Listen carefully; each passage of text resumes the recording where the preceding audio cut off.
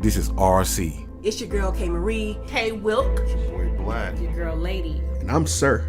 And you're listening to 2020. 2020. 2020. 2020. 2020. 2020 Podcast. 2020. I did that one for you.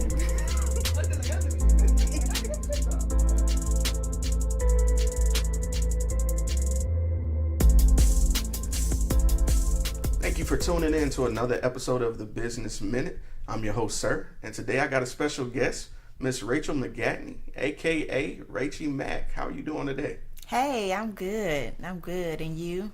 No complaints. A little tired, but no complaints. Now, Miss Rachie, if you could, just tell our audience what it is that you do. Well, I am an actress. I am a writer. I am also a director. I'm also the creator of Socially Awkward, which is a comedy sketch show that we pretty much put out videos maybe once a week or once every other week, just sporadic. And it's formed with a group of creative people. It's probably about 15 of us now. And we just work together. We put together comedy sketch shows and we just try to entertain. Sometimes we do drama, but majority of the videos that we come out with, they're comedy. And that's pretty much majority of what I do. Okay. And we'll make sure to go follow on Facebook and YouTube. But how long have you guys been active together? We've been active together since our first episode was Black Friday in November, but we formed together since September. I just randomly, I asked, I had the courage to ask everyone on Facebook, hey, who want to join me and, act silly together and put together some videos, pretty much. And, so a lot of people was like, hey, I want to do it. A lot of people said they want to do it.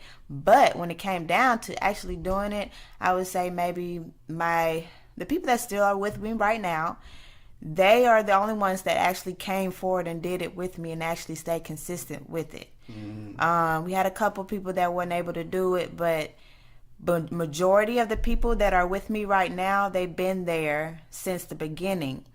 And I just appreciate them because they really work with me because I can't do it all on my own. Right. And there's a lot of stuff that I can't come up with that they help me to see what I'm missing. Like some things I might think, like somebody can tap me on the shoulder and say, hey, Rachel, this is not funny. I need people to tell me that. And I appreciate them. They tell me that. My brother, he's so outspoken. He want to tell me, hey, this isn't funny. What that mean? I mean, I don't even know I don't know why he put that in there. Whatever. But yeah. What were we talking about again? Oh, man. No, you're good. We was talking about, how long have you guys been active? But yeah, we've been active, I guess, since September. It haven't even been a year, and we formed together like a family. We try to, I try to have this family formed business. I don't want us to be hating what we do. I want to, every time we come together, enjoy to be together. We love each other. We try, sometimes we have our disagreements and we don't always get along, but then we come back together and we be, just like a regular family. And that's how I want us to always to be, because I hate the 9-to-5 type of environment. Nobody want to be at work. Mm-hmm. I want us to go to somewhere where we actually want to be there, and that's how our creativity starts to flow, because we want to be in this environment. Right. And that's what I want to. That's what I do with my team, and I'm just trying to make us better and better each month, each time we get together. It still haven't even been a year yet, but we're getting closer and closer every time we get along, every time we get together and make videos. No, and I'll tell you this from experience, because we just hit our 1-year mark. Oh, really? That time will fly. Oh, okay. That time will absolutely fly. And the beauty of it is you don't notice it. Like you said, when you're working and doing what you love, it goes by so quickly.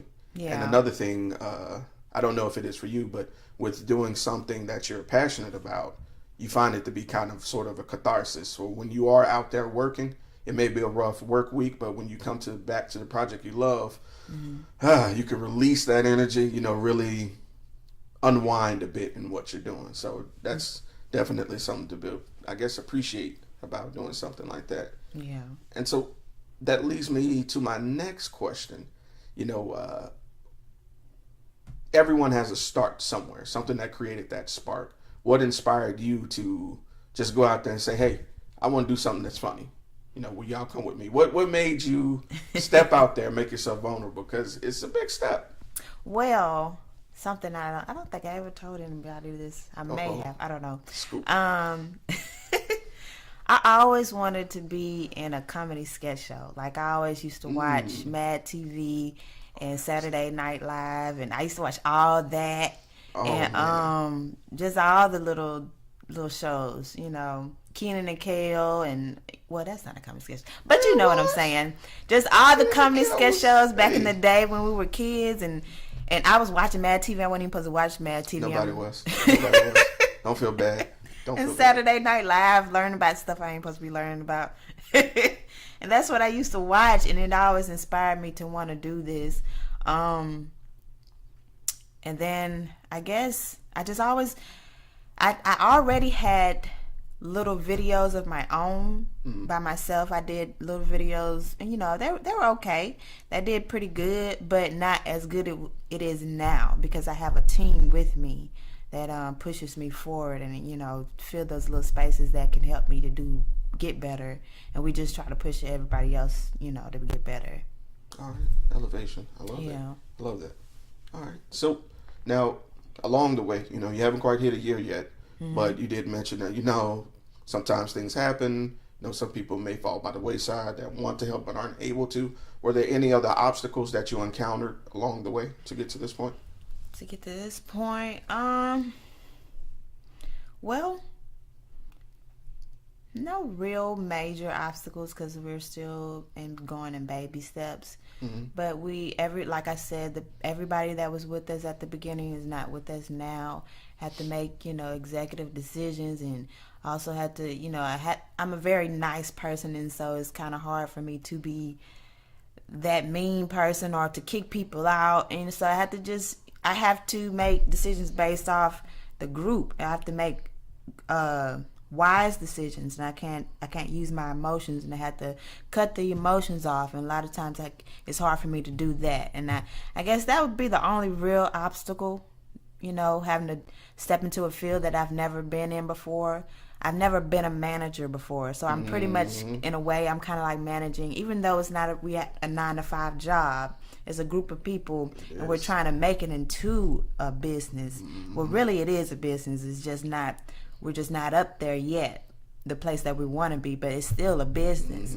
And I'm over these people, and it's like I'm doing something new. I'm trying to be a manager, and also trying to be the manager that I needed in other jobs, because managers nowadays, they're so struck on power and trying to get authority, and they have to be mean to you in order to get authority, and it's stupid. And I'm trying to learn from those bad decisions of those bad managers, having so many bad managers, and taking some of the stuff of the good managers and trying to put that together and be who I need to be to the leader in this group, and form, what I need to do for this group, and so that we can get to where we need to be and form the dream, the vision that I have for us. Okay. All right. I like that. Taking life experiences and melding it into your own, way of life. I respect that. I do the same. All right. So my next question, it's a little bit of a personal one, because you did mention that, you haven't quite made it to the business yet where, you can live off of just yet. Same here. It's definitely a journey within itself. So that leads me to ask you, how did you find that balance between work and your personal life with, with Socially Awkward as well, a part of that? I'm still getting used to it, but I'm getting better at it, balancing my personal life.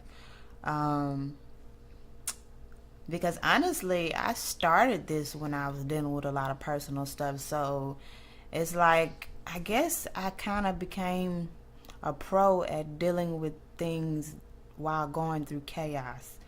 So, I mean, it's actually kind of a distraction from, I guess it was a distraction. I'm over the things that I was going through, but it was a distraction. It was helping me to cope with the things that I was dealing with.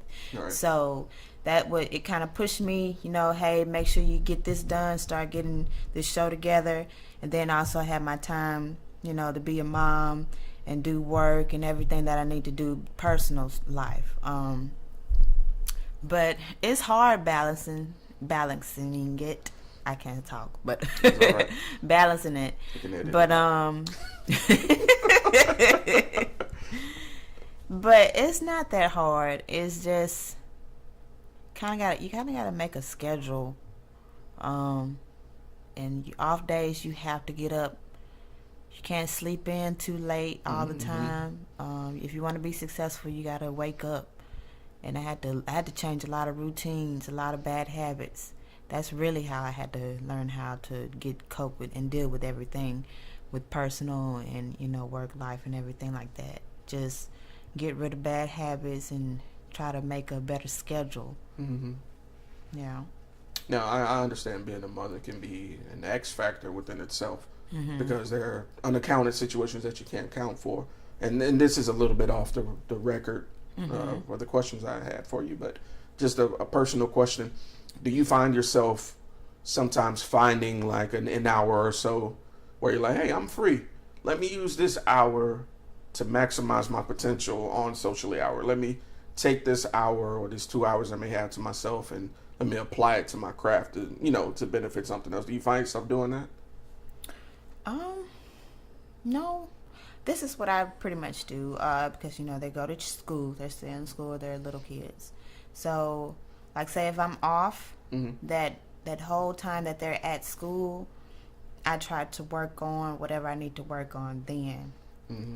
I mean, sometimes it interferes a little bit, but not really. I don't try not to let it interfere because I'm a single mommy, so I have to be hands on. It's just me. I mean, yes, their father is in their life, but when we're one-on-one, so when I have the kids, I have to be hands on, and it's not really that hard for me to interfere with those two things. Okay, I respect that. All right, so understanding that you haven't quite hit a year yet, but still you said you've been acting. I'm pretty sure that you have a myriad of experiences. Was there any one experience that stood out as the most memorable? Talking about my acting experience overall. Honestly, I know even though it just happened, I would say the part that I just played. It's the Harriet Tubman part that I just played. I played that February the 24th. That was the other Sunday. It was a play at Solid Rock Ministries. It was put on by Kevin Lavelle Young. And it was a big group of us, maybe about 15, 20 of us, and it was a Black history play. And I had the opportunity to be Harriet Tubman. And it was a kind of an unscripted improv play. And you had to really know, how to do improv in order to be in that play. Everybody in that play was really, really good. So in that part, when we were rehearsing the part, I wasn't doing, how I wanted to do. I wasn't doing as well as I wanted to do. They was like, oh, you need to be a little bit tougher. You're still acting like a mom. I mean, I'm a mommy. I can't help it. They were saying you still act. You need to be a little bit tougher. Harriet Tubman is tough. You can't act like a mom this time. So I was like, okay, let me do my research. I did research on this part. This is the first time I ever did research to play a character. I practiced it. I didn't say exactly what I practiced, but I actually said exactly something way off from what I practiced. I did something completely different. I kind of just felt what my heart, because when I researched Harriet Tubman, I realized we had a lot in common. So I realized this is, okay, I need to really get into this character. So when I got up there for that little monologue, it was probably maybe a 2-minute monologue. I was like, okay, this is my time to really show people who I really am and how good I really can be. So anytime you have an opportunity to be great, just be great. And so I used that opportunity to try to be as great as I can be. I tapped into that character, and what I decided to do, I pretty much spoke from my heart, and a lot of the stuff that I was saying, I went back and saw that video of myself, and I was like, what I'm saying, I was saying, we're not slaves anymore. You know, act like we're free. Act like you're free. You're not a slave anymore. Let's act like we're free. Stop thinking like a slave and act like you're free. And I didn't realize, in a way, not to sound cocky, but I feel like God was trying to use me through those words, and I didn't realize until after I looked back and looked at that video. Like, what I was saying, you could take it in a different way, in a different context, and use it however you meant. But to me, I felt like I was speaking in a different way, more deeper than just slavery, deeper than what we were just looking at. You know, we got to stop thinking like a slave. We got to act like we are free as black people, pretty much. I mean, anybody, but really much black people, we need to stop thinking like we're a slave and act like we are free, you know. But yeah. No, don't. No. I was with you. I almost teared up a little bit because that's definitely true. Because I was going to ask, you know, how do you prepare for a part like that? And I agree. I read a lot in college about Harriet Tubman. And one of the things I read was that she kept a weapon with her, and formerly a shotgun, and it wasn't for the masters. It was for, if you come with me, you gonna come with me, but if you try to run back, I'm gonna shoot you. You're not about to bring us down when we're trying to better ourselves. Yeah. And I hate to say, I'm not encouraging violence against anyone, but metaphorically, she's right. Yeah. You know, you can try to save someone, but the instant that people try to bring you back down from where you came to a point where you're not flourishing like you should, you do have to cut them off. You do have to deaden that part of yourself, and I'm going through something like that right now. So that definitely spoke to me. Yeah. So that's deep. That's real. Ooh, man. Caught me in the soul with that one. All right. So that leads me to my next question, because with every high, there's a low. So at any point, did you feel that you wouldn't be successful? And if so, who or what changed your mind? While doing the show, or while acting? Just any... yeah, there were some moments. I'll say when I first started doing the little videos, the little skits that I would do, that maybe about 2 minutes long. They always usually be under 5 minutes.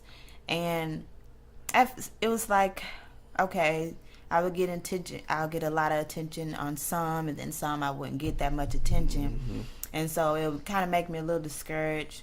Like, do people really think I'm funny? Am I really good? Am I okay? Because I started off with just comedy, and I'm just now kind of breaking off into a new branch of I saw your message on Facebook with the drama. Yeah, and but just a little discouragement, but nothing major to make me want to stop. But I just what kept me going, I'd motivate myself. I got to the point where I had to motivate myself. God kind of instructed me on how I can motivate my own self. What I do is I have this routine where I look at YouTube videos, motivational videos, just pretty much every day. If not a motivational video, I'm listening to a motivational sermon or something inspirational to keep me inspired. I try to do it every day. Sometimes I get off, but that's like my routine. I try to do it in the morning, because the way you start your morning, your day, you know, it travels throughout the whole day. You know, you start in a horrible way, then you just go have a horrible day. So I try to be inspired and motivate myself. I can't wait for nobody else to motivate me, so I just motivate myself in the beginning of the day. And I just get so off track. What were we talking about? No. Keep going. Listen, this is your interview. I meant to tell you that. Yeah. This is no time constraint. This is your story. I'm talking to you. I want to know what's going on in your head. Go. I'm serious. I'm 100% serious. But what were we talking about? Well, the question was, at any point did you feel that you wouldn't be successful? Yeah. And if so, who or what changed your mind? But yeah. Oh yeah, I was saying that the motivational videos or the ability to motivate myself changed my mind. The fact that God helped me to motivate myself, it helped me. He put it in me. Like it was like I'll have a question, or you can get revelation from anything. Like I'll have a question, I ask God, hey, should I do this, or blah blah blah,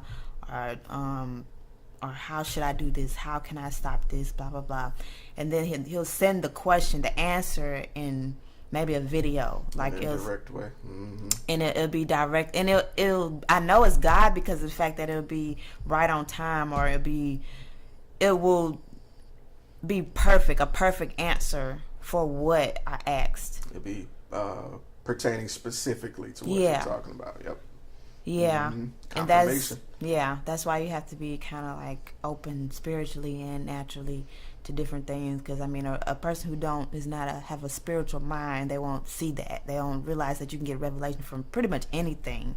You can read something, you can see something on TV, or anyone, a kid, but you can't look at the vessel. You have to look at the message from. Some people don't have the mind to look at, and listen to what somebody's saying. They think, oh, it's just a kid. They don't know what they're talking about. Yeah, God can use a kid, but yeah, God helped me to motivate myself. They have helped me to keep going during the discouraging moments. Okay, all right. So that leads me to my long-term question. And if you need a moment to think about this, I'll edit it out.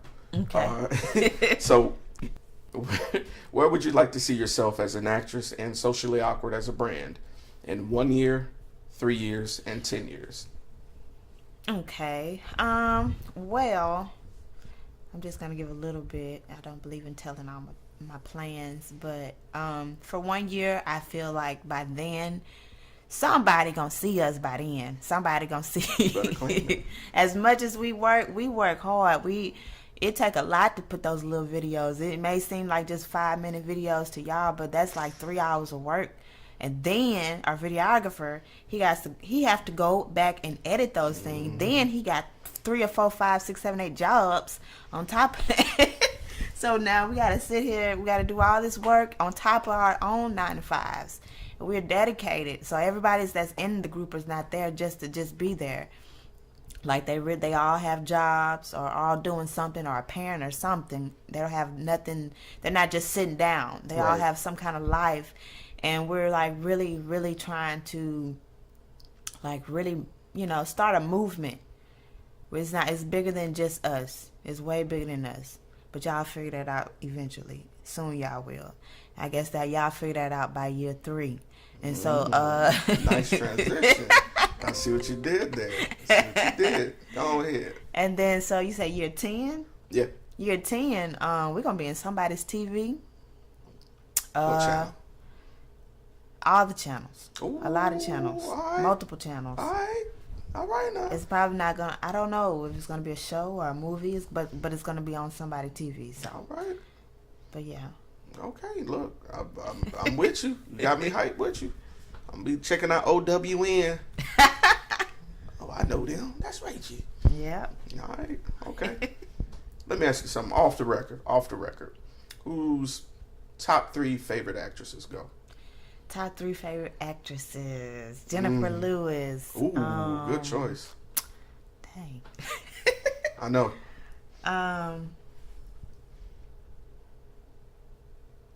Ooh. Uh-oh. Let me think. Oh, Angela Bassett. Okay. Black don't crack, I'm trying to tell y'all. I really like Taraji Henson too. I don't have let me pick a few more. Go for 5. Can you do 5? Probably. I like and if I may comment on Taraji's angry face scares the hell out of me. Like, I legit believe when she angry. Mm-hmm. Like what was that movie she did? Her cheating husband. God, it just came out not long ago. Did. Oh yeah, good point. Well, the first one being Baby Boy. Jody. She's always getting cheated on. Yeah. Golly, that's true. I don't know what's Y'all better wrong. stop typecasting my girl Stop as... doing Taraji like God. I didn't... that. Stop cheating on Oh, Taraji. my God. Wow. Wow, my You bad. said the one she just did? Yeah, it's like it's a word. yeah, it's the word basically for cheating. Not matrimony. Acrimony. Acrimony. That's it. Yeah, that was a good movie. That was crazy. And I'm not gonna give it away just for people who didn't see it, but it's a really good movie and it's twisted. As a black man, I feel like I ain't ish.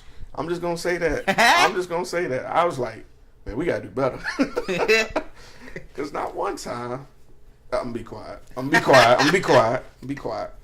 But go ahead. Anyone else? Uma Thurman. Oh yes, Kill Bill was my joint. I love that movie. 1 or 2? Which one was better? Probably 1. I I like agree. 1 because she killed like 88 people at one time. crazy. 88 people by herself. You know they It's so edited unreal. that scene. They edited it. You remember when she plucks the guy eye and it goes black and white? Yeah. The whole reason they did that is because the MPAA wouldn't allow it because it was too much gore. Then Yeah. now people are showing everything. Yeah. Now, so I'm like, wow. time has really changed. I was just talking to someone about that, and I'm a big Quentin Tarantino fan. Mm-hmm. And no offense to the second one, but the first one was just excellent to me. Yeah. Excellently, from fight choreography to actual acting. Mm-hmm. I think my favorite scene, and I'm sorry, I'm gonna let you get back to you, but I just love that movie. That's probably my top 5 movies. Yeah. When she threatens the kid. What's her name? Her name was Vernita Green in the movie, but the black lady, Vivica Fox. Daughter. When she was like, "If you're still salty about it, you know, when you grow up, come holler at me." I was like, "Wow." She's letting her know right Yeah, now. like if you still feeling salty about me killing your mom, come holler at me, Girl, scarred for life. man. But go ahead. I'm sorry. Last one. This one is mainly because of creativity. She haven't really done nothing that that stuck out to the whole world yet. But Issa Rae, I just like her as a person and how creative she is, and she has some of the same goals and things going on that I'm trying to get to. Like, we're very similar as well, and that's why I like Issa Rae. Pretty much because of who she is and what she do, and more than her career. Yeah, more than just personality. yeah. As far as a person, yeah, I really like her. Okay, all right, I respect that. So that leads me to my final question. After fanning out on you, geeking out, I should say. My final question I dedicate to the person that's listening to this interview, because you never know. They might be listening to this before they take that leap and that gamble on themselves, you know, doing something that may have never been done. So what words of encouragement would you have for that person who's starting out on their own? Okay. If you're starting on your own, you have to, even, it don't matter how tough it get, you have to keep going, and don't let what people say about you discourage you. Because people gonna say a lot of things that's opposite of who you really are. Like, people said a lot of things about me that I'm not at all. Like, people take who I am the wrong way all the time because they haven't gotten a chance to get to know me. But it also is myself. I had trouble in the past where I didn't let people get to know me. But I'm not who people say they think I am. People think who I am, and I feel like, you know, you have to eventually listen to who you are. You have to figure yourself out. Make sure you figure who you are out, because if you don't figure who you are out, then what other people say are gonna just get into your head, and you're not even gonna know who you are. Like people probably thought that I was stupid, or like people thought I wasn't as smart as I am because I didn't talk as much when I was younger. And there's nothing stupid about me. I'm very, very smart. I'm modest, honestly. I'm borderline genius. I have a high IQ. I'm not stupid at all. I just don't talk to people. I don't talk to everybody. And I have enough common sense to know who not to talk to and who to talk to, because some people have bad spirits and some people I just stray away from. Like, you know, and some people think that I'm not good enough because I don't have a lot. You know, and that doesn't have anything to do with anything. And also, sometimes people, let me see, I'm trying to think of things that people misjudge me about, and that this is the reason why I'm saying, and then I'll get into why I'm saying this. I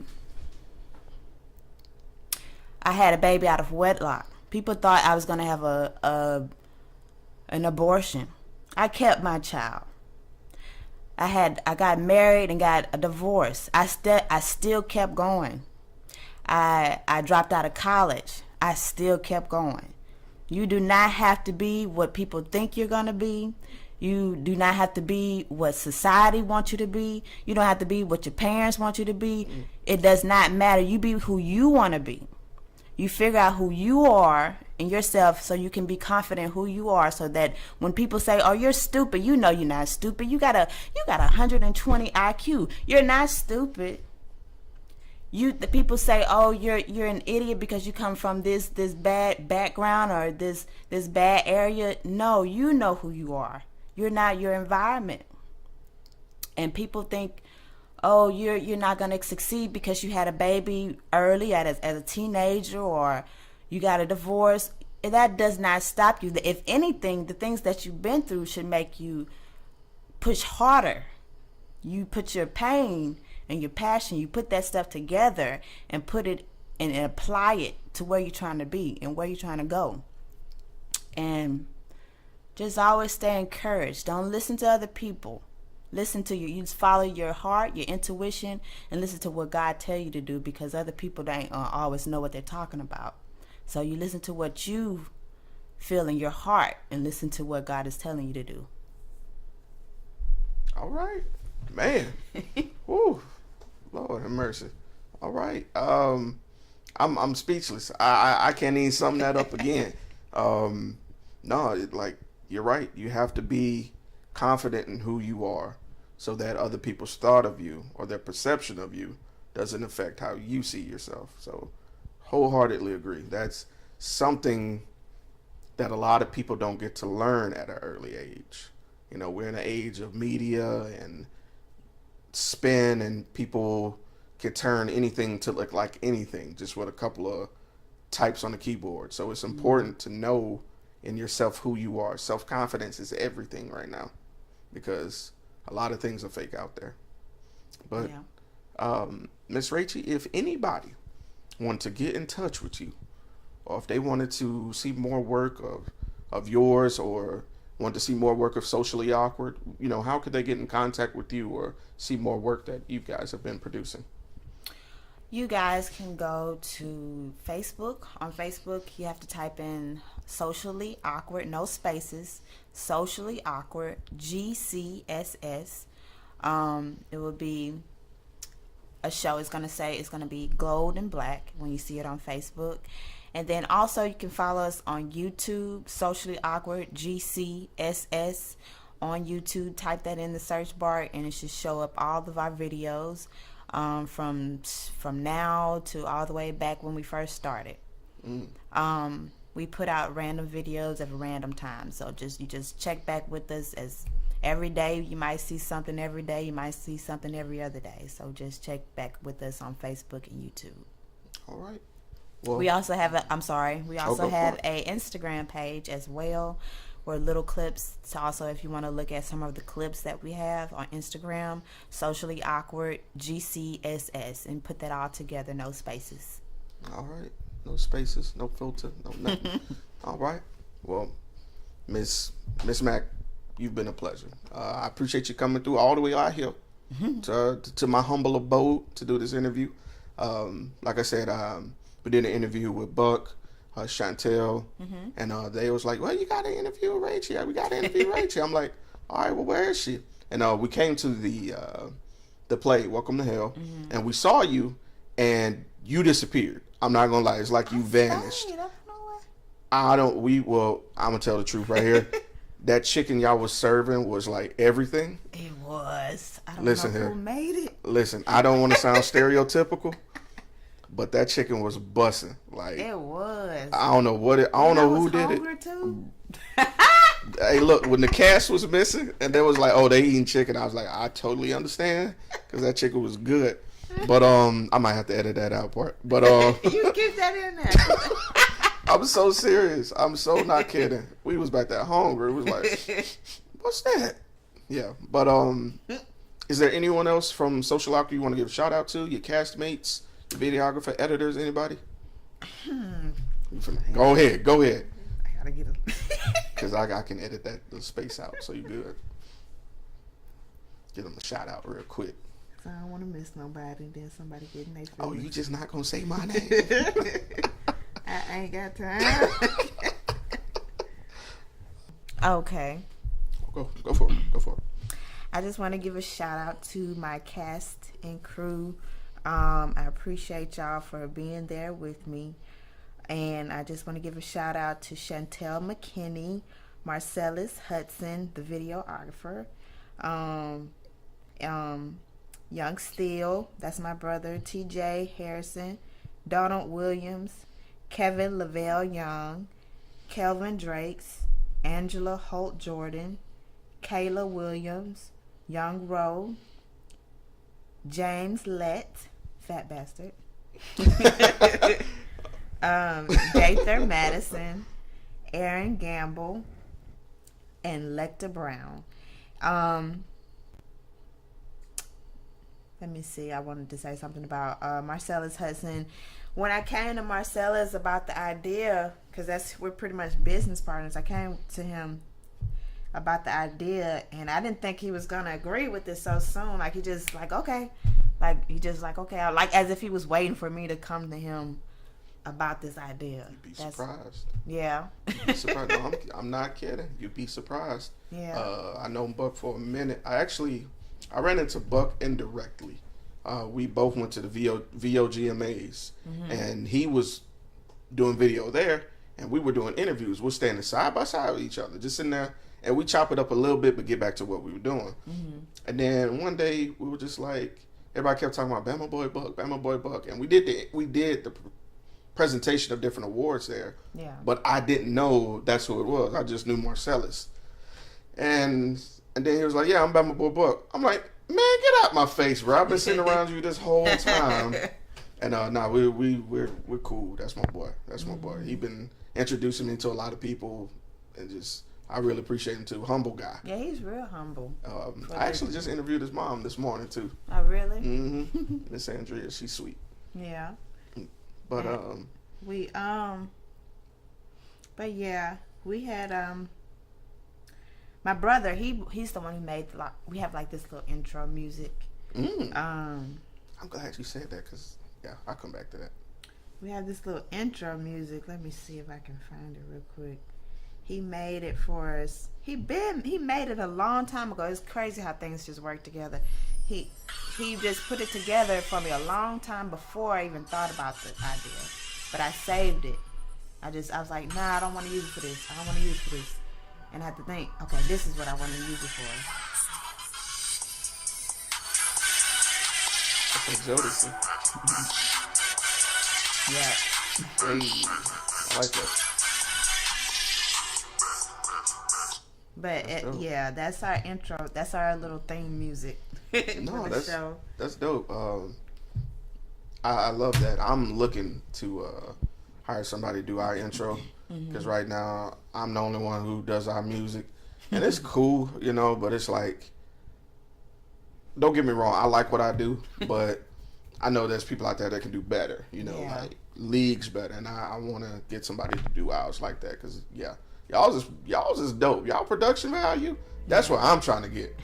I'm for real, not trying to flatter you. I'm so serious. But Thank you. No, y'all are doing great. I'm definitely proud of you guys progressing this far and not even at a year yet though. Yeah. Like that's something you got to sit back and really absorb because you can't compare a year now to somebody's, 3 years, 5 years, and that's what you really don't see behind the scenes. You just see somebody successful, and you're like, man, I ain't there yet, but little do you know they've been doing this for 15 years or so, so. But yeah, I really appreciate you. You've been a pleasure. That's it. We out, man. All right.